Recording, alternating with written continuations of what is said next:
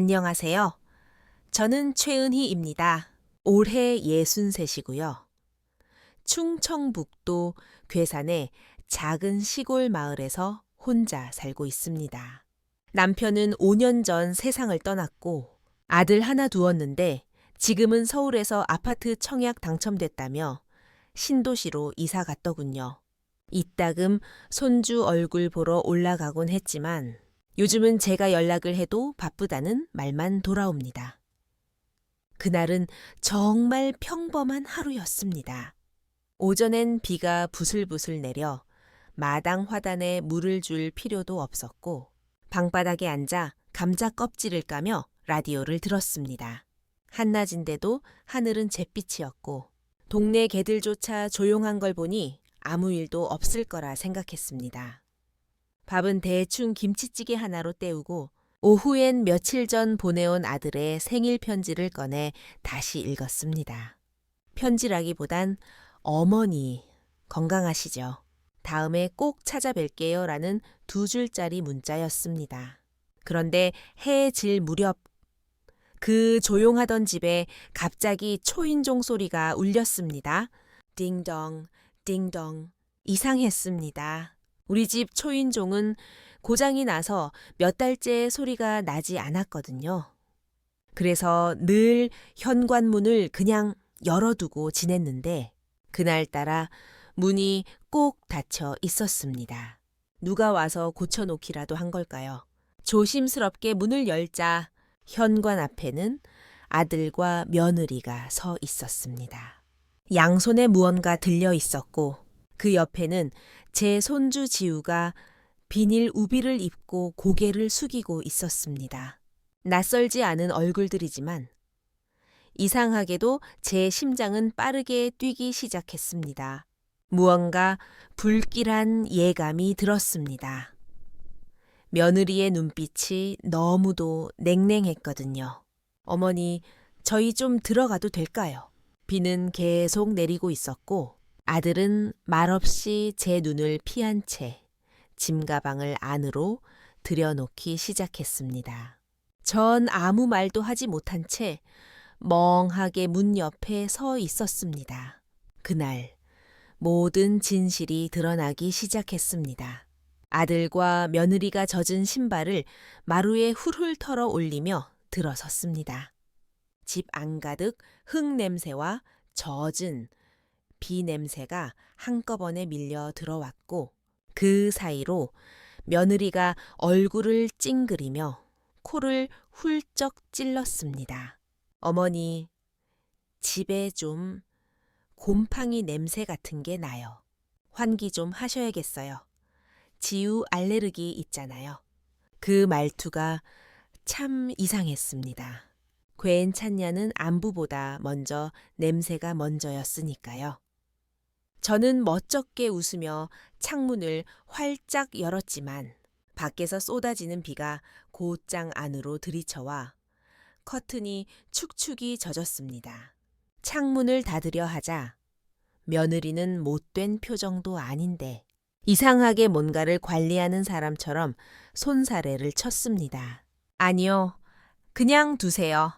공기라도 좀 돌게. 아들은 말없이 TV만 켰습니다. 저녁 뉴스가 흘러나왔지만 누구 하나 소리에 귀 기울이는 사람은 없었습니다. 손주 지우는 내 무릎 근처에서 신발을 벗다 말고 눈치를 보더니 작은 목소리로 말했습니다. 할머니, 내일 학교 안 가도 돼요. 아빠가 할머니 집에서 며칠 있을 거래요. 그래, 왜? 대답은 지우가 아니라 며느리 쪽에서 돌아왔습니다. 어머니, 일단 저희 이번 주말부터 다음 주까지, 아니, 사실 당분간 지우를 좀 맡아주셔야 할 것 같아요. 남편 회사 프로젝트 마감이 겹쳤고 저는 자격증 시험 준비라 학원 다녀야 해서요. 그래도 미리 말은 했어야지. 나도 동네 경로당에서 그건 나중에 가셔도 되잖아요. 어머니, 되잖아요 라는 끝맺음이 제 가슴을 푹 파고들었습니다. 마치 제가 어떤 말을 해도 이미 정해진 판 안에서 움직여야 한다는 듯 제 계획에는 그들의 달력에 한 번도 표기된 적이 없었던 것 같습니다. 저녁을 할 시간이 됐습니다. 냉장고를 열어보니 손 많이 가는 반찬들만 남아 있었습니다. 된장찌개라도 끓일까 하다가 지우가 좋아하는 계란말이를 하려고 달걀을 꺼냈는데 며느리가 재빨리 덮었습니다. 어머니, 치유 알레르기요? 달걀 너무 자주 먹이면 안 좋다고 했잖아요. 제가 알레르기 얘기를 처음 들은 건 그날이었습니다. 어쩐지 모든 정보는 늘 그들만 공유하는 듯 했죠. 저는 조용히 그릇을 내려놓고 냉동실에 두었던 만두를 꺼내 데웠습니다. 그때 며느리가 또 말을 던졌습니다. 아, 만두는 조미료가 많아서 지우는 샐러드 해주세요. 저희는 밖에서 간단히 먹고 올게요. 밖에서 여기까지 와서 아들이 처음으로 고개를 들었습니다. 눈을 맞추지 않은 채 휴대폰 화면만 내려보다가 말합니다. 엄마, 그냥 우리 좀 얘기할 게 있어. 지우는 여기 두고 우리 둘은 나갔다 올게. 늦게 들어올 수도 있어. 얘기, 무슨 얘기? 엄마가 들어도 기분 안 좋을 얘기일 거야. 그제야 알았습니다. 그들이 들고 온 짐은 단지 지우의 옷까지만이 아니었습니다. 저를 향한 한 번의 통보, 그리고 시작될 길고 긴 착취의 예고장이기도 했다는 것을요. 밤이 깊어가고 지우는 제 방 이불에 파묻혀 잠이 들었습니다. 아이의 숨소리는 고르게 들렸고 빗소리는 점점 굵어졌습니다. 저는 마루에 앉아 멍하니 시계를 보다가 조용히 거실불을 껐습니다. 얼마 뒤 현관문 덜악 소리가 킬킬거리는 웃음과 함께 들려왔습니다. 오늘도 카드 한도가 쉿, 조용히 해. 어머니 깨시겠다. 저는 눈을 감은 채 제 방 문틈으로 그들의 발소리를 들었습니다. 그때였습니다. 며느리 목소리가 희미하게 흘렀고 그 말은 제 잠을 산산이 깨뜨렸습니다. 어머니, 통장 있으시죠? 지난번에도 아파트 장음 때 많이 도움 받았잖아요. 이번에 도윤 씨 회사에서 투자 한 번만 하면 곱절로 불려준대요. 일단 급한 불 끄고 시작하면 어머니도 이자 넉넉히 챙겨드릴게요. 아들의 목소리는 그다지 크지 않았습니다. 하지만 저는 그 말이 무슨 뜻인지 너무 잘 알고 있었습니다. 빌려달라는 말이 아니었죠. 당연히 주실 거죠 라는 말이었습니다. 아들은 한숨을 쉬며 더 낮은 목소리로 덧붙였습니다. 엄마가 안 낼 이유가 없어. 나도 이제 아빠처럼 집안 기둥 되어야지. 아빠가 계셨으면 이럴 때 그 한마디에 제 남편의 사진이 거실 벽에서 내려오는 느낌이 들었습니다. 돌아가신 사람을 끌어와 제 호주머니를 여는 열쇠로 쓰는 그 태도. 저는 이불을 차고 일어났습니다. 그리고 거실로 나갔습니다. 그만해라. 두 사람의 표정이 얼어붙었습니다. 며느리는 입술을 굳게 물더니 그래도 무너지지 않으려는 얼굴로 차분하게 물었습니다. 어머니, 저희 얘기 다 들으셨어요? 대답은 내가 할게. 은희 엄마, 그게 아들은 제 앞에서 애써 부드러운 아들의 목소리를 냈지만 그의 눈동자에는 숫자가 굴러다니고 있었습니다. 얼마, 언제, 어떻게. 그 계산기는 벌써 돌아가고 있었지요. 네가 아버지를 팔 줄은 몰랐다. 제 목소리는 낮았지만 며느리가 고개를 돌릴 정도로 차가웠습니다. 아들이 말끝을 흐리며 손을 내렸습니다. 저는 곧장 장롱으로 가 오래된 천 보자기를 꺼냈습니다. 보자기를 풀어 통장들을 한 줄로 놓았습니다. 그리고 제 손으로 하나하나 이름표를 붙이기 시작했습니다.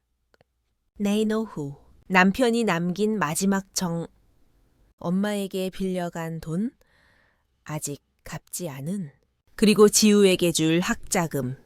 아들과 며느리는 말이 없었습니다. 며느리의 입술이 조금씩 떨리는 게 보였습니다.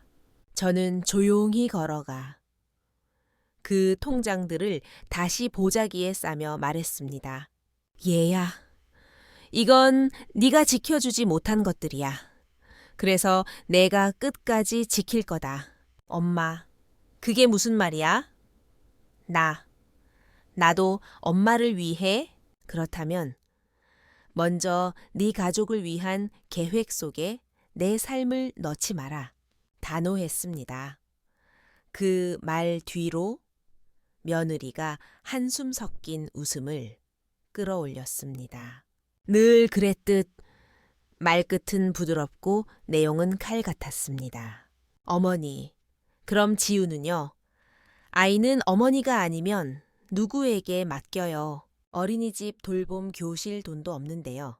아들의 눈이 반짝했습니다. 맞아. 아이를 건드리면 엄마는 무너진다. 그 아이가 저를 향해 고개를 꾸벅꾸벅 숙이며 잠이 들던 모습이 떠올랐습니다. 나무젓가락 같은 손가락, 제 무릎을 잡던 따뜻한 온기. 저는 그걸 아는 사람입니다. 그 온기를 지키려 평생을 살았으니까요. 하지만 그 순간 저는 깨달았습니다. 제가 온전히 지켜야 할 첫 번째 온기는 제 것이었습니다. 여기서부터 무너지면 아이에게서도 진짜 어른을 빼앗는 것이니까요. 지우는 내 손에서 할머니라는 말이 상처로 바뀌는 걸 배우면 안 돼. 멍한 표정으로 제 말을 듣던 아들은 결국 큰 숨을 쉬었습니다. 그리고 체념인지 협박인지 모를 말투로 말했습니다. 엄마, 이렇게까지 할 필요 없어.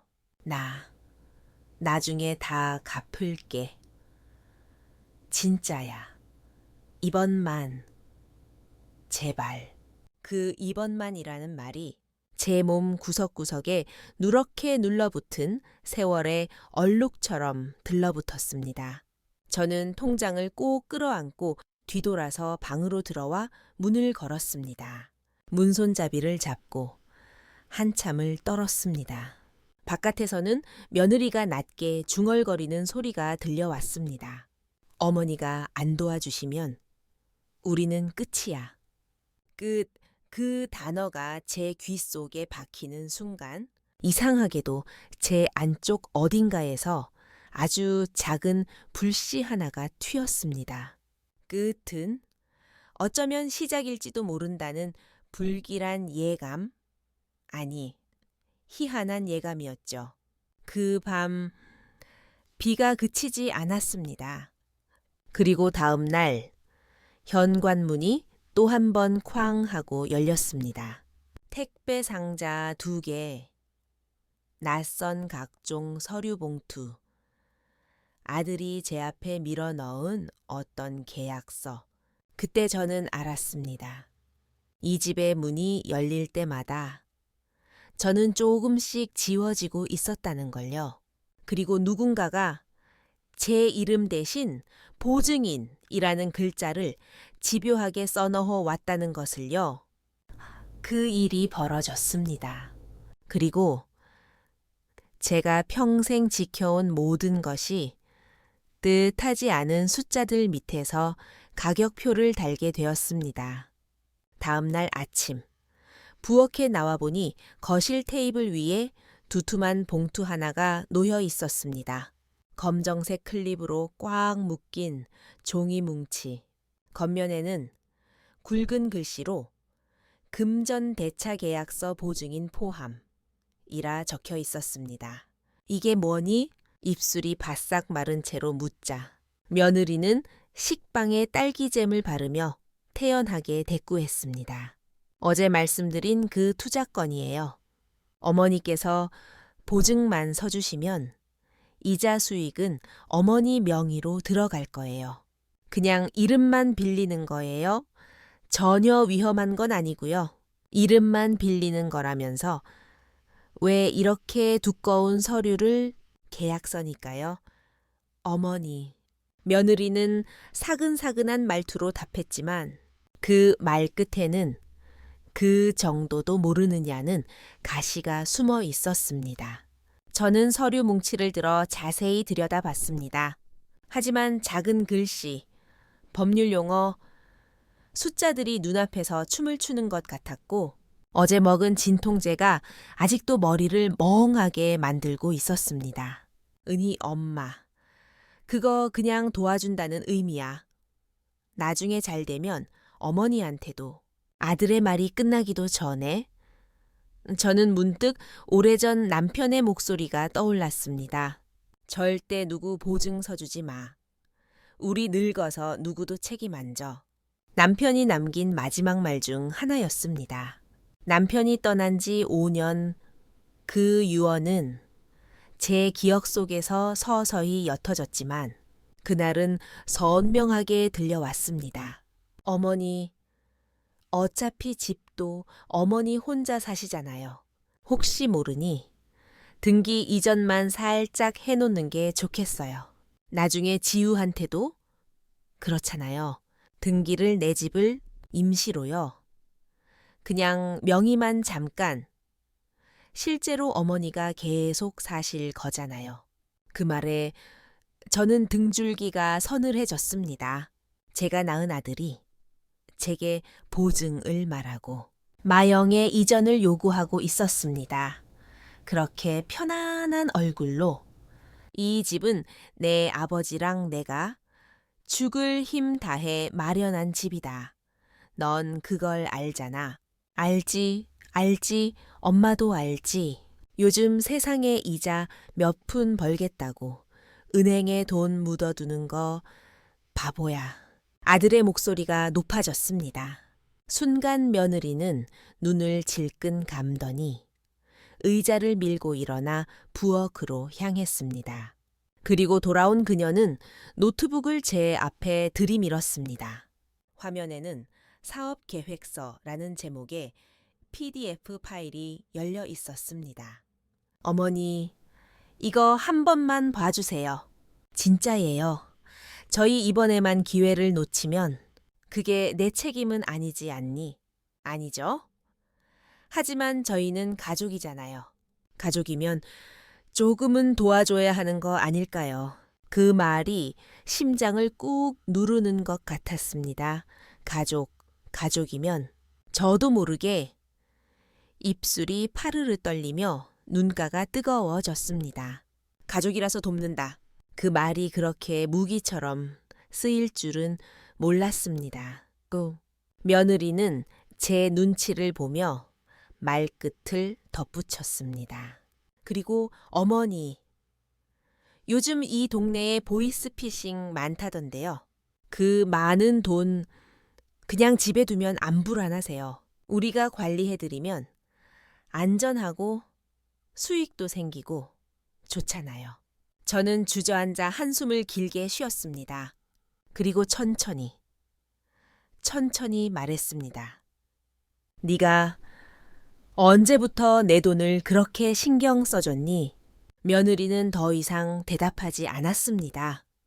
대신 제 앞에 놓인 계약서에 펜을 하나 밀어 놓았습니다. 그 펜은 이상하리만치 묵직했고 차가웠습니다.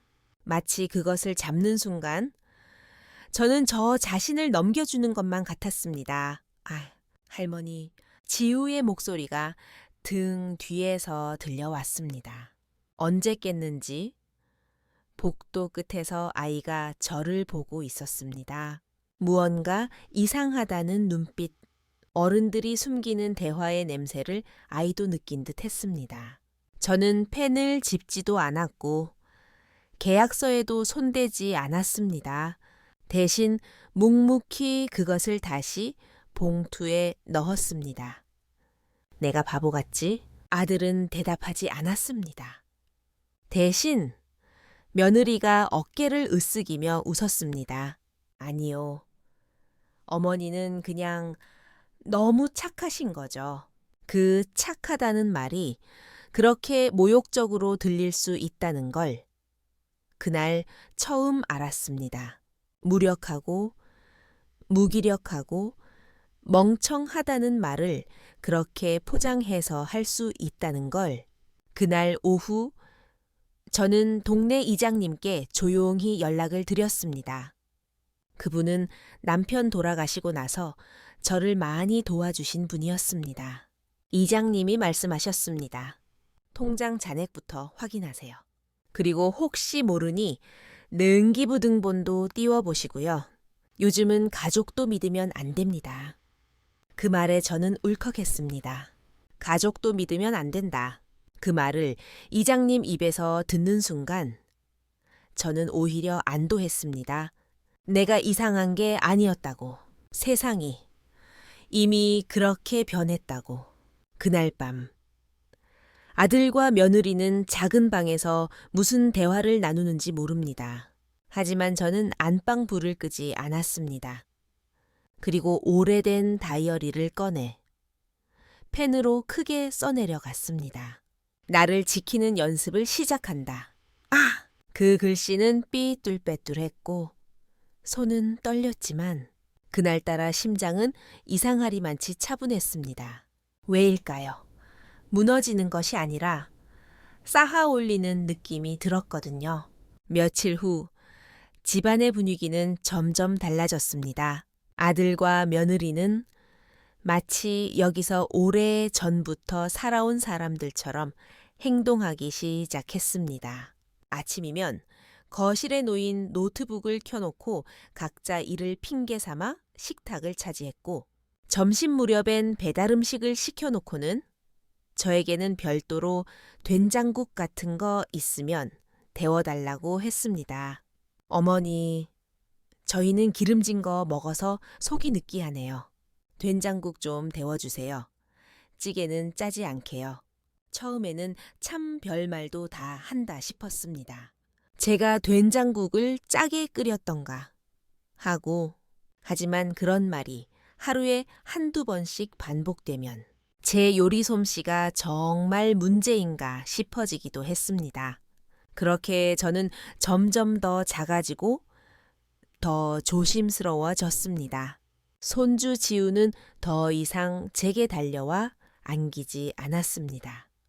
며느리가 눈치를 주었는지 아니면 아이가 스스로 느꼈는지 저와 거리를 두기 시작했지요.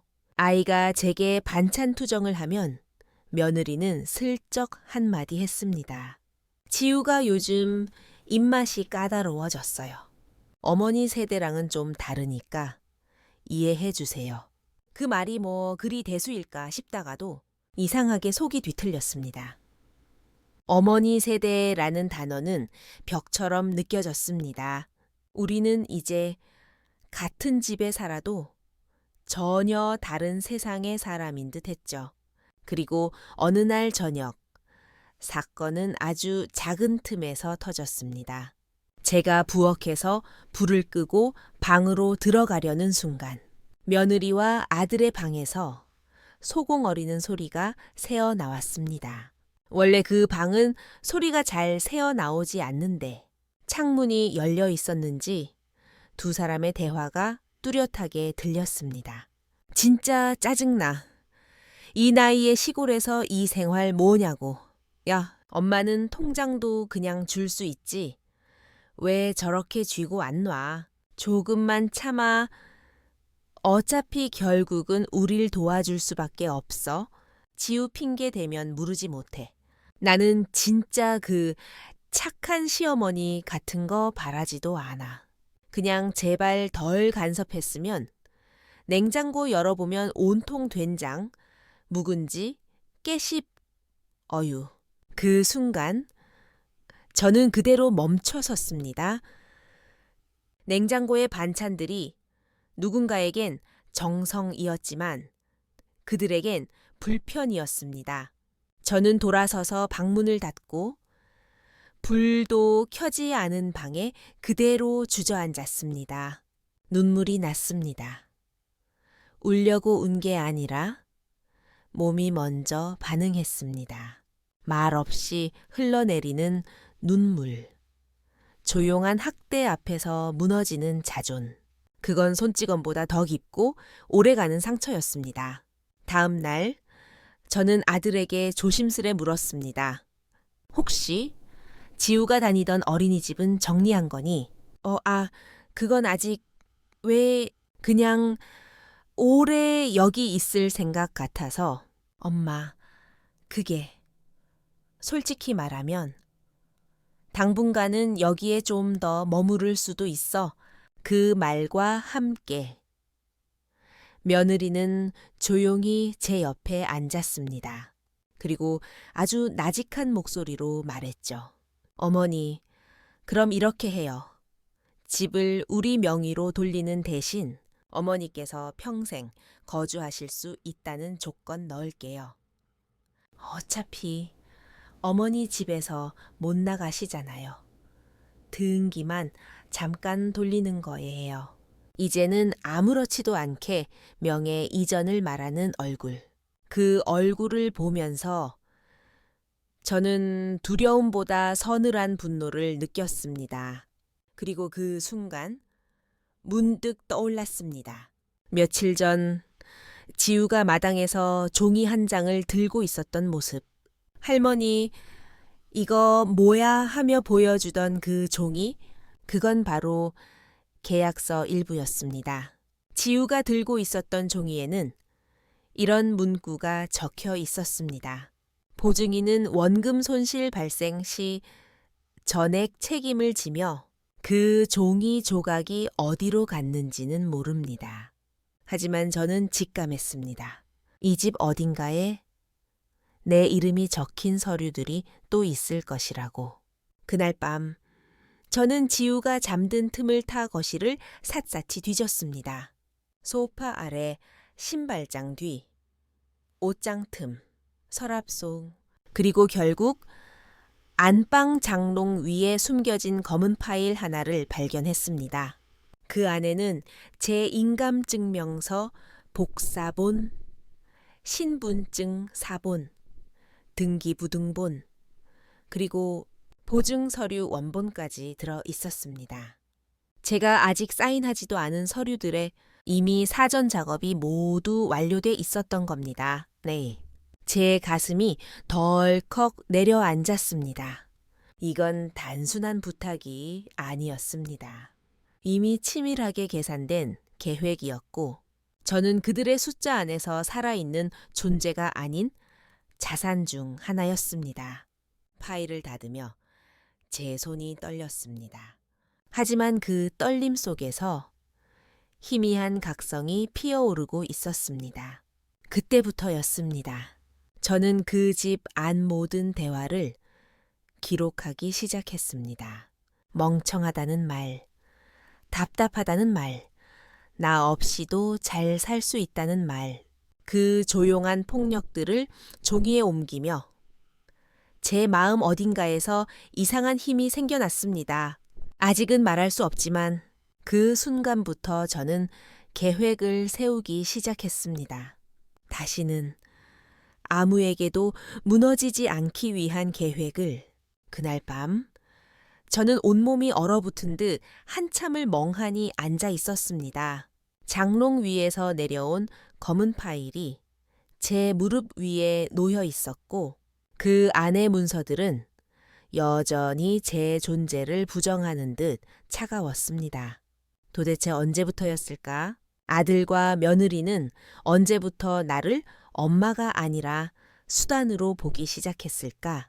마음 한편이 아렸지만 그 감정에 빠져 울고 있을 시간은 없었습니다.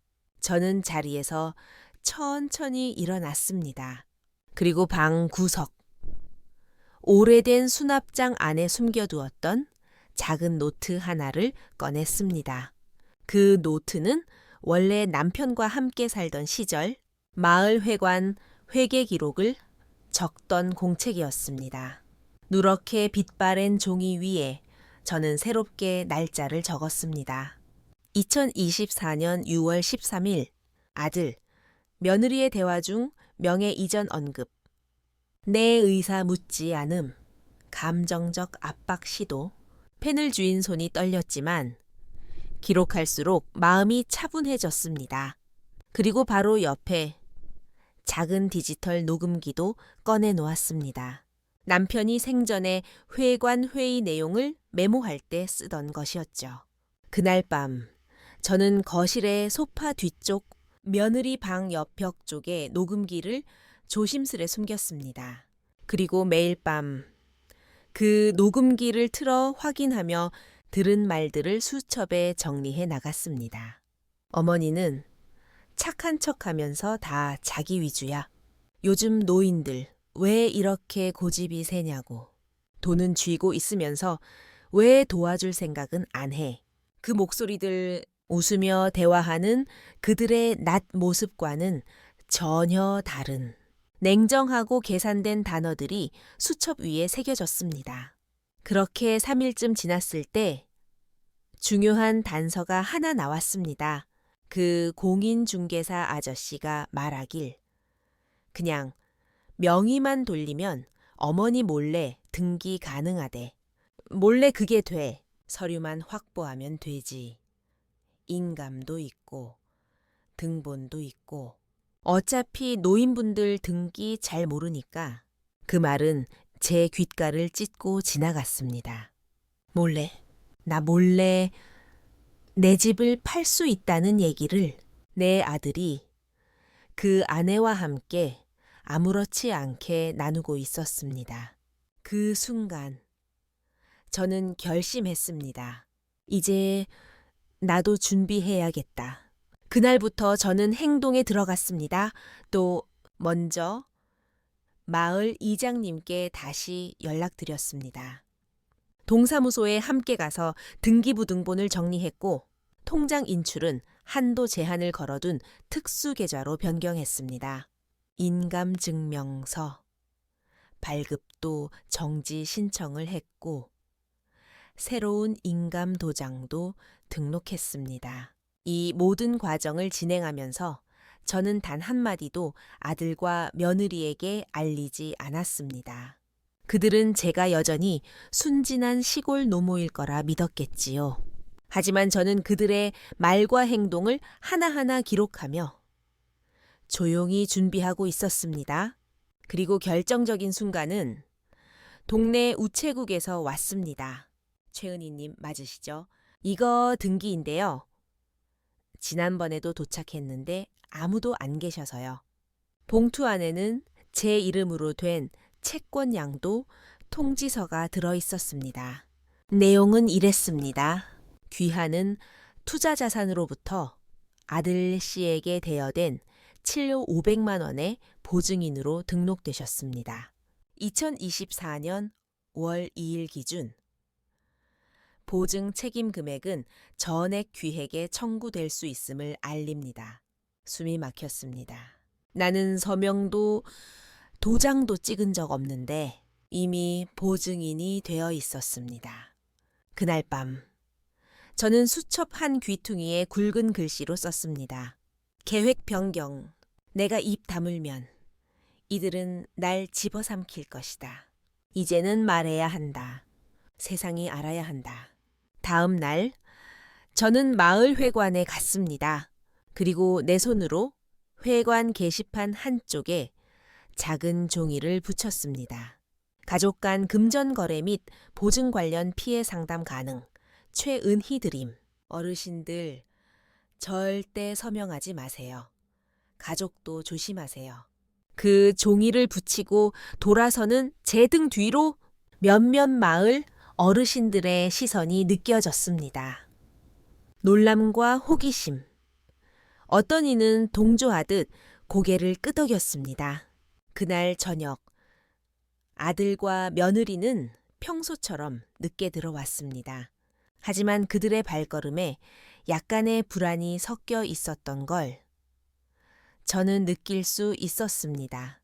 며느리가 말했습니다. 어머니, 혹시 오늘 마을회관 다녀오셨어요? 거기 게시판에 이름 써 붙이신 거, 그거 무슨 뜻이에요? 저는 조용히 웃으며 대답했습니다. 그냥 나처럼 당한 사람들 생기지 말라고. 이 동네 어르신들 나보다 더 착하신 분들이니까. 그 말에 며느리의 얼굴이 싸늘하게 굳었습니다. 아들의 눈빛 역시 흔들렸습니다. 그날 밤 저는 다시 수첩을 펼쳤습니다. 그리고 새로 적었습니다. 이제부터 나의 목소리를 세상에 꺼낼 준비를 한다. 나를 지키기 위한 전쟁은 이제 시작이다. 다음 날 아침, 저는 수첩과 녹음기를 손에 꼭 쥐고 집을 나섰습니다. 가슴이 쿵쾅거렸습니다. 지금 이걸로 내 아이를 고발하는 셈일까? 나중에 후회하지 않을까? 하지만 제 마음속 깊은 곳에서는 또렷한 한 문장이 떠올랐습니다. 이대로 가만히 있으면 나는 존재하지 않는 사람이 되는 거야.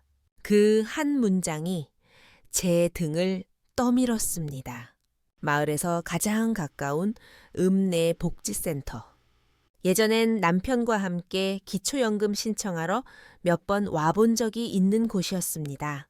작고 소박한 사무실, 여전히 낡은 플라스틱 의자, 그리고 따뜻한 커피 향, 접수처 직원에게 조심스럽게 말을 꺼냈습니다.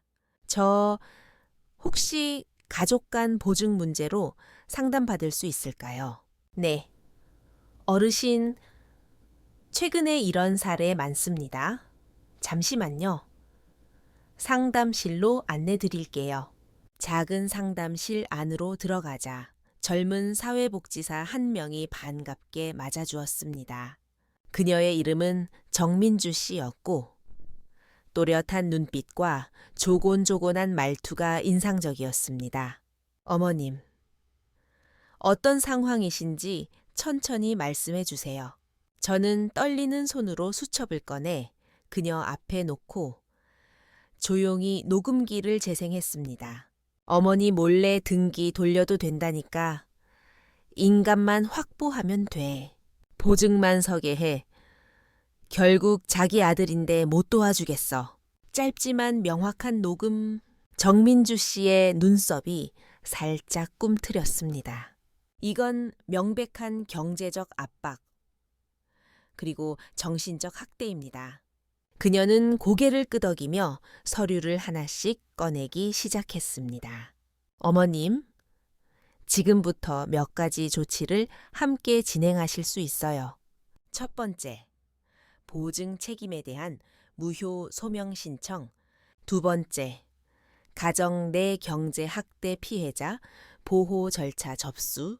그리고 세 번째, 임해 대리 계약 방지를 위한 법률 지원 요청. 저는 그 자리에서 몇 장의 서류에 사인했습니다.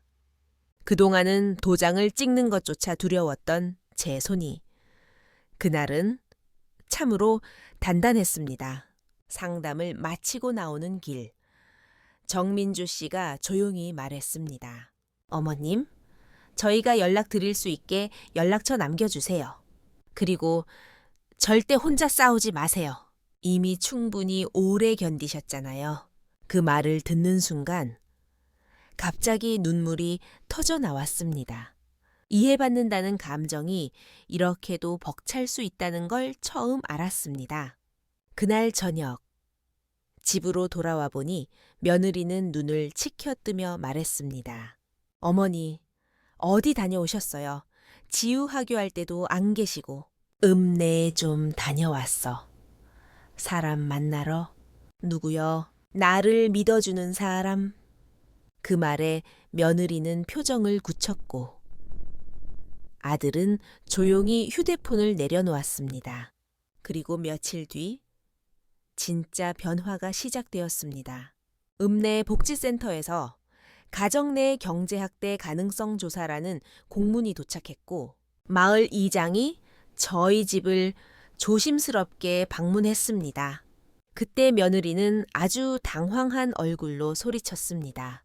어머니, 설마 무슨 신고 같은 거 하신 거예요? 우리한테 뭘 원하시는 건데요? 저는 조용히 서랍을 열고 녹음기를 꺼내며 말했습니다. 나는 그냥 사람 대접을 받고 싶었을 뿐이야.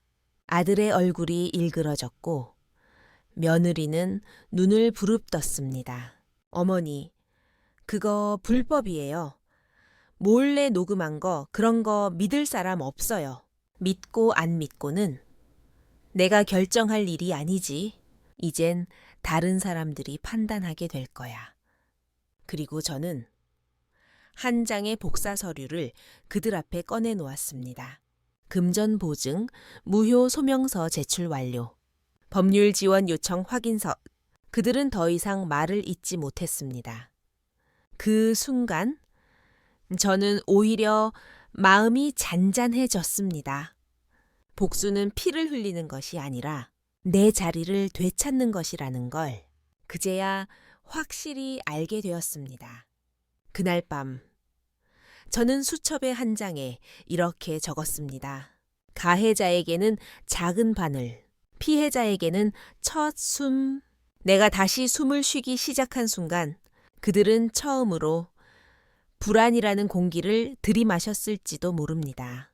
며칠 뒤 읍내복지센터에서 소개받은 무료 법률 상담소로 향했습니다.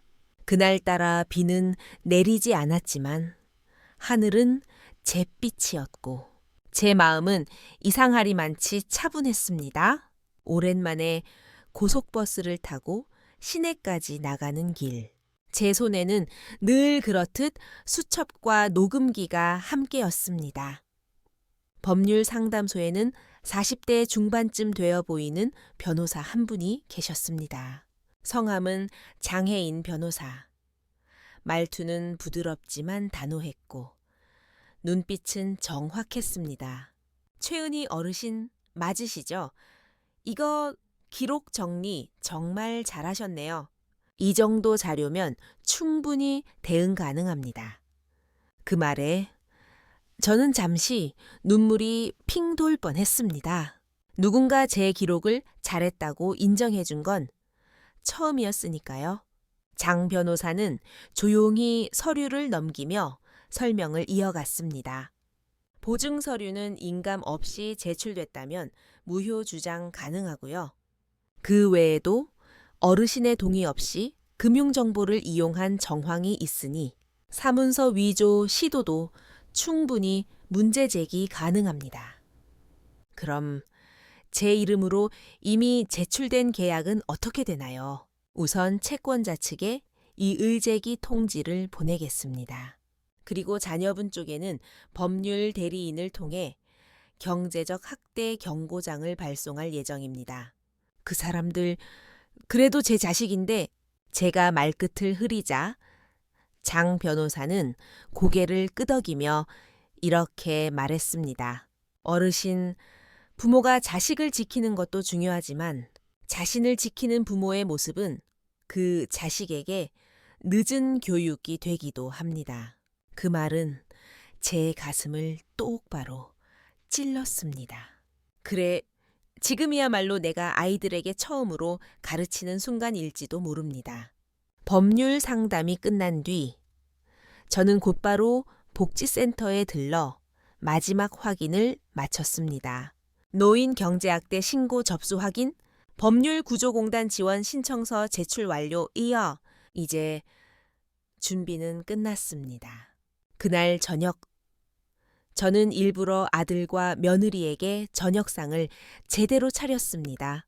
미역국, 제육볶음, 오이무침, 멸치볶음, 그리고 호박전까지 손주 지우가 좋아하던 메뉴들로 가득 채웠지요. 식사 도중 며느리가 고개를 갸웃했습니다. 어머니, 무슨 일 있으세요? 오늘 밥상이 웬일이에요? 그냥 우리 가족이 마지막으로 다 같이 앉을 시간일 것 같아서. 그 말에 젓가락이 멈췄고 아들의 얼굴이 굳어졌습니다. 무슨 말씀이세요? 내일 아침이면 변호사님께서 너희한테 문서 하나 보내실 거야. 그 안에는 내가 왜 가족에게 실망했는지 그 증거들이 들어있어. 어머니, 지금 장난하세요? 아니, 진심이야. 난 이 집에서 60년을 살아왔고 이제 나도 내 선택을 할 거야. 며느리는 숟가락을 탁 내려놓았습니다. 어머니, 이거 정말 실망이에요? 우린 그냥 도와달라고 했을 뿐이고. 아니, 넌 빼앗으려 했지. 그 말에 며느리의 얼굴이 일그러졌고 아들은 고개를 숙였습니다. 지우 앞에서는 제발, 맞아. 지우 앞에서는 그만하자. 그래서 나는 너희한테 선택지를 주려고 해. 지금 이 집에서 나가. 그리고 다시는 날 수단으로 보지 마. 잠시 정적이 흘렀고 며느리는 자리에서 벌떡 일어났습니다. 정말 이러실 거예요? 우리 진짜 나가면? 그게 정 그렇다면 아예 명확하게 하자.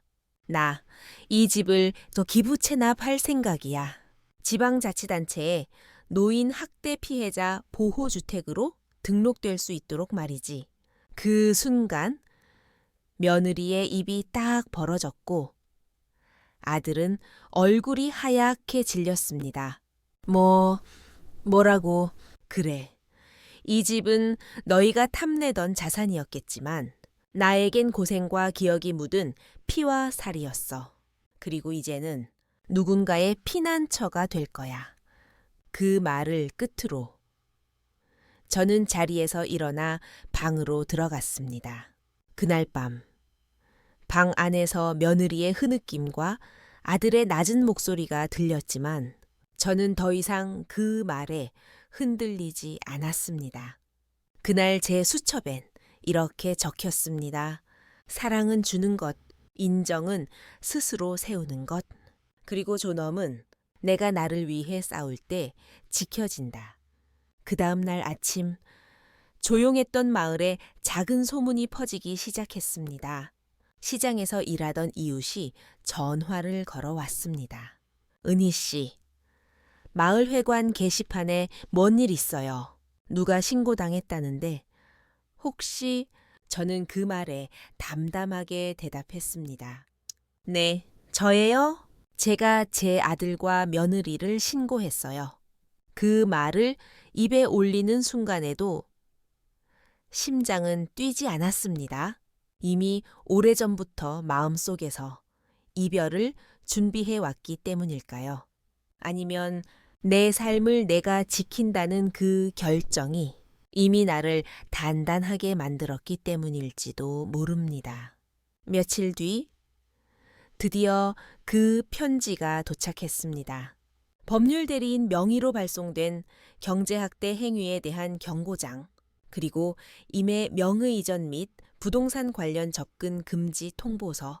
이 장은 이 두 통의 공문을 받아든 채 우리 집으로 조심스레 들어섰습니다. 은희 씨, 나도 이거 전달해야 하니 마음이 무겁네요. 아니에요. 이장님, 오히려 고맙습니다. 이건 저만의 일이 아니라 우리 마을 어르신 모두를 위한 경고가 될 수 있거든요. 제가 그렇게 말하는 동안 며느리는 방문 뒤에서 그 말을 엿듣고 있었습니다. 그날 저녁 며느리는 말없이 거실에 나와 앉았습니다. 아들은 작은 가방을 들고 나와 조용히 말했죠. 엄마, 우린 나가 있을게. 지우 데리고 잠시 숙소 잡을게. 그래, 그 말에 더는 붙잡지도 따지지도 않았습니다. 그들의 뒷모습을 보며 저는 오히려 숨이 트였습니다. 드디어 내 공간에 나만의 공기가 돌아오는 듯한 기분이었습니다. 하지만 그것은 시작일 뿐이었습니다. 며칠 뒤 읍내 커뮤니티 게시판에도 노인, 경제학대 실태 사례라는 이름으로 제가 겪은 일이 일부 익명화된 차에 게시되었고 그 안에는 자녀에 의한 불법 명예 이전 시도, 무단 보증 책임 강요, 생활비 통제 및 인격 무시 등의 항목이 구체적으로 적혀 있었습니다. 사람들은 하나둘씩 관심을 갖기 시작했고 마을회관에서는 고령자 재산 보호 교육이 시범적으로 시작되었죠. 그리고 결정적인 일은 지방신문의 인터뷰였습니다. 최은희 어르신 왜 이 사실을 세상에 알리고 싶으셨나요? 기자가 묻자 저는 한참을 생각하다가 이렇게 말했습니다. 저는 사랑을 잘못 믿었어요. 하지만 사랑을 준 사람도 책임이 있다는 걸 깨달았죠. 침묵은 보호가 아니라 묵인이었어요. 이제라도 말하고 싶었어요. 이제라도 나를 지키고 싶었어요. 그 인터뷰가 신문에 실린 날 며느리의 지인이라는 한 여자가 SNS에 댓글을 남겼습니다. 저 여사님, 우리 동서시댁에서 그리 당했다며 늘 불쌍한 척했는데 알고 보니 본인이 가해자였네요. 그리고 또 다른 댓글들. 나도 친정엄마 명의로 사업 벌이려다 가족 다 잃을 뻔. 어르신들 정신 차리셔야 해요. 우리 엄마도 이 영상 보여드려야겠어요. 그때 저는 처음으로 느꼈습니다. 내 목소리가, 내 기록이 누군가에게는 경고가 되고 누군가에게는 희망이 될 수 있다는 걸요.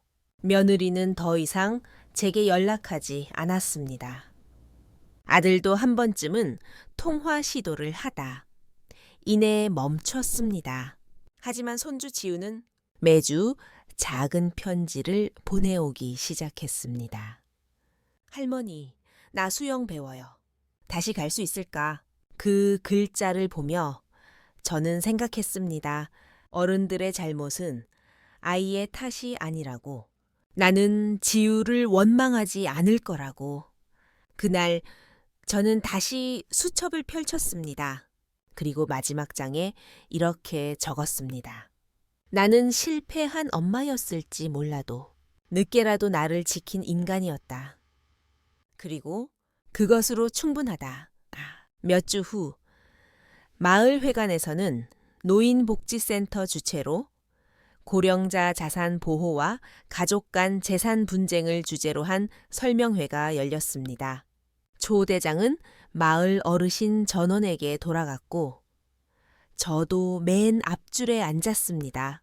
프로젝터 화면에는 실제 사례라며 한 가정의 이야기가 영상으로 소개되었습니다. 그 화면 속에 나온 집 구조, 냉장고에 붙은 자석, 그리고 거실에 작은 벽시계, 바로 제 집이었습니다. 익명 처리된 영상이었지만 보는 이들은 짐작할 수 있었습니다. 이거 최 여사님 댁 아니야? 어머나, 진짜 그런 일이 있었단 말이야. 뒤에서 속삭이던 이웃들의 말이 귀에 들어왔습니다. 하지만 저는 묵묵히 화면을 바라봤습니다. 그러다 간견 중간 뜻밖의 상황이 벌어졌습니다. 뒤편 문이 열리고 아들과 며느리가 회관 안으로 들어선 것입니다. 그들은 마치 우연히 온 척 앉았지만 이내 화면 속 살해자가 자기들 이야기란 걸 알아차렸습니다. 며느리는 얼굴이 하얗게 질렸고 아들은 불안한 듯 의자를 움켜잡았습니다. 그리고 강사가 말을 이어갔습니다. 이 사례의 가장 큰 문제는 가족 구성원이 피해자를 경제적 자산으로만 여겼다는 점입니다. 심지어 녹음과 문서까지 준비해가며 집을 빼앗으려 한 정황까지. 이건 단순한 가족 갈등이 아닙니다. 엄연한 가정 내 범죄입니다. 그 순간 며느리는 벌떡 일어나 소리쳤습니다. 그거 우리 얘기 아니에요? 이런 식으로 공개해서 되겠어요. 강사는 당황한 얼굴로 말을 멈췄고 회관은 조용해졌습니다. 하지만 저는 그제야 조용히 자리에서 일어났습니다. 그리고 며느리를 향해 분명하게 말했습니다. 그래, 내 얘기 맞아. 네가 그렇게 부정하고 싶던 내 시어머니 최은희의 이야기야. 또 회관 안이 술렁였고 아들은 고개를 푹 숙였습니다. 이장님조차 뭐라 말하지 못했습니다. 너희는 내 노후를 계산기 위에 올렸지. 그동안 내가 너희를 위해 밥 짓고 손주 키우고 통장 쥐고 있으면서도 그래도 가족이니까 이해하려고 했어. 하지만 사람이란 게 사랑만으로는 안 되는 순간이 오더라. 그 순간이 지금이야. 며느리는 말을 잇지 못하고 자리에서 서둘러 나가려 했습니다. 하지만 회관 문 앞에 서 있던 몇몇 마을 어르신들이 길을 비켜주지 않았습니다. 얘야, 그냥 듣고 가. 우리도 누군가 딸같이 여긴 사람이야. 그 말에 며느리는 결국 눈물을 뚝뚝 흘리며 그 자리에 주저앉았습니다. 아들은 조용히 제 앞에 다가와 무릎을 꿇었습니다. 엄마, 나 정말 잘못했어. 내가 눈이 멀었어. 또 현실에. 근데 그래도 엄마잖아. 나한텐 엄마밖에 없잖아. 그 말에 마음이 흔들리지 않았다면 거짓일 겁니다. 하지만 저는 고개를 저었습니다. 지금은 나한테 너밖에 없어. 네가 아니라 나 자신 말이야. 그날 이후 마을 사람들은 저를 다르게 보기 시작했습니다. 누구의 엄마, 누구의 아내가 아니라 최은희라는 사람으로요. 몇몇 어르신들은 제게 다가와 속내를 털어놨습니다. 나도 며느리가 내 이름으로 보험 들었더라고. 나는 친척한테 보증 잘못 썼다가 집 날릴 뻔했지. 그들의 목소리를 들으며 저는 깨달았습니다. 이건 나 하나의 싸움이 아니었고 우리 모두의 목소리를 위한 싸움이었음을. 그날 밤 저는 수첩의 마지막 장을 펴고 이렇게 적었습니다. 진실은 말하는 사람이 아니라 지키는 사람에게 힘이 된다. 그리고 나는 끝까지 나를 지켰다. 시간은 그렇게 흘렀습니다. 겨울이 지나고 봄이 오자 마당에는 수선화가 피었고 텃밭엔 작게 심어둔 쪽파들이 고개를 내밀었습니다. 조용해진 집, 이제는 매일 아침 내가 마시는 차 소리와 라디오에서 흘러나오는 트롯 음악만이 공간을 채우고 있었지요. 어느 날 아침 마당을 쓸다 우체통에서 편지 하나를 발견했습니다. 받는 사람은 최은희, 보내는 사람은 손자 지우. 할머니, 이번에 학교에서 가족 발표 수업이 있었어요. 난 내가 가장 존경하는 사람으로 할머니를 소개했어요. 할머니는 작은 집을 지키셨지만 세상에서 제일 큰 용기를 가진 분이니까요. 손이 덜덜 떨렸습니다. 가족이란 이름으로 받았던 상처들이 한순간에 치유되는 듯한 편지였습니다. 그리고 얼마 후 마을 복지센터에서 연락이 왔습니다. 최 여사님? 마을 노인 교육 강사로 모시고 싶어요. 그동안의 경험을 나눠주시면 많은 분들께 도움이 될 것 같아서요. 그 제안을 듣고 저는 잠시 고민했지만 이내 고개를 끄덕였습니다. 네, 그동안 제가 받은 걸 이젠 나눌 때가 된 것 같네요. 처음 마이크를 잡은 날, 저는 이렇게 말했습니다. 여러분, 우리도 보호받아야 할 존재입니다.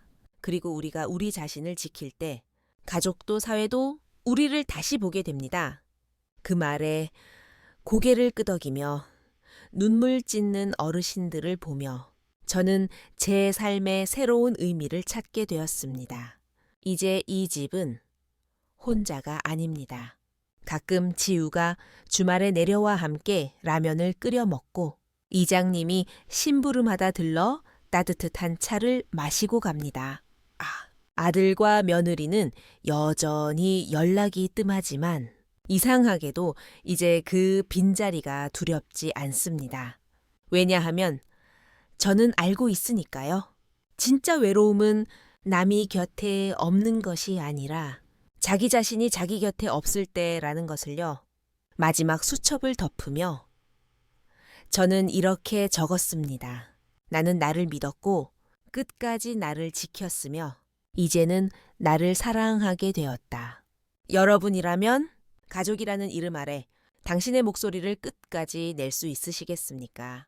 그 답을 부디 당신 자신을 위해 내리시길 바랍니다. 고맙습니다.